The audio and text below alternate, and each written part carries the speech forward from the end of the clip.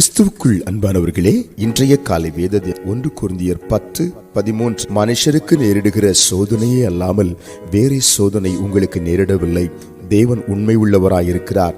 உங்கள் திராணிக்கு மேலாக நீங்கள் சோதிக்கப்படுவதற்கு அவர் இடம் கூடாமல் சோதனையை தாங்கத்தக்கதாக சோதனையோடு கூட அதற்கு தப்பித்துக் கொள்ளும்படியான போக்கையும் உண்டாக்குவார். அல்லேலூயா.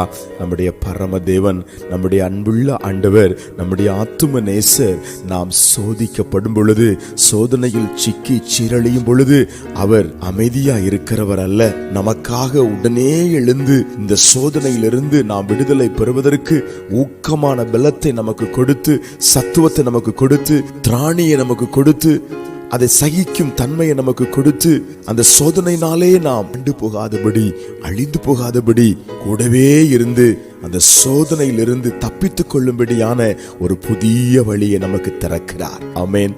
ஒருவேளை சொல்ல முடியாத சோதனைகளில் சிக்கி தவித்து கண்ணீர் வடித்துக் கொண்டிருக்கிறீர்களோ, கவலைப்படாதிருங்கள். கர்த்தர் நிச்சயமாய் உங்களோடு கூட இருந்து சோதனைகளை சகிக்க பலன் கொடுத்து எல்லாவற்றையும் மேற்கொண்டு தேவனுக்காய் எழும்பத்தக்கதான கிருபையை, தேவனுக்காய் எழும்பத்தக்கதான திராணியை உங்கள் மேல் வைத்து உங்களை எல்லாருக்கும் முன்பதாய் ஜெயம் பெற்றவர்களாக நிறுத்துவார்.